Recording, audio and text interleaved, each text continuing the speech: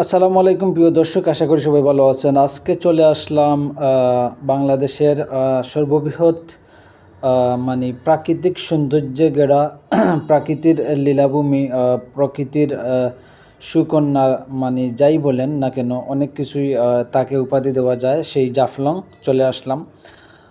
প্রকৃতি আল্লাহ পাক যে কত অপরূপভাবে সৃষ্টি করেছেন তার একটা নমুনা আজকে আপনাদের আমি দেখাবো।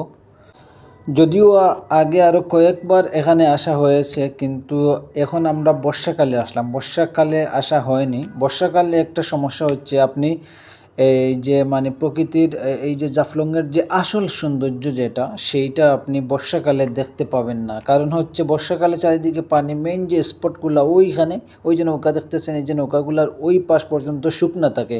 আর শুধুমাত্র সাদা কালো পাথর, মানে অনেক ধরনের পাথর, অনেক কালারের পাথর, মানে এইগুলাতে থাকে, ঠিক আছে। তো মানে দেখতে খুবই সুন্দর লাগে। আর ওই যে মানে এই যে দেখেন এই পাথরগুলাও মানে পানিতে ডুবে আছে, একটু জায়গা মানে বেশি আছে, আর সবগুলা পানির নিচে। এর কারণ হচ্ছে বর্তমানে বর্ষাকাল, এর কারণে বর্ষাকালে যে জাফলংয়ের আসল সৌন্দর্য সেটা উপভোগ করা যায় না।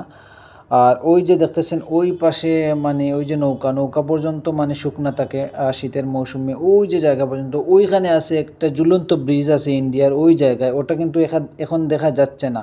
আপনি শীতের মৌসুমে আসবেন, ওইটা আপনি দেখতে পাবেন। আর ওইটা হচ্ছে জাফলংয়ের আসল সৌন্দর্য।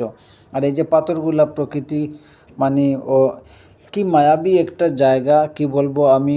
আরও অনেকবার এসেছি, এবারও আসলাম আমাদের মাদ্রাসার কিছু শিক্ষার্থীদের সাথে মানে আসলাম। আর এই যে দেখেন একটু জায়গা মাত্র শুকনো আছে, আর বাকি সবগুলা জায়গা কিন্তু পানির নিচে চলে আসে। এরা আমাদের সাথে আসছে।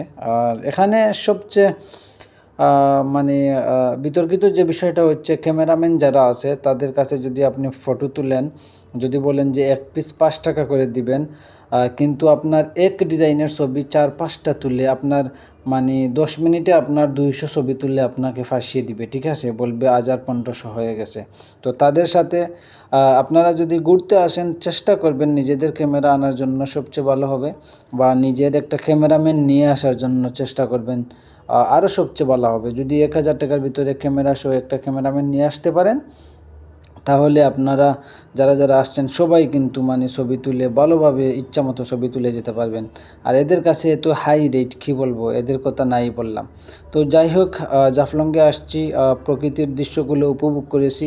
ভিডিওটা যদি ভালো লাগে অবশ্যই আমাদের এই যে ভিলেজ এগ্রো ইউটিউব চ্যানেল, সেটা খামার রিলেটেড যদিও ভিডিও, আজকে যেহেতু এখানে আসছি বেড়াতে, এই জন্য এই ভিডিওটা দিলাম।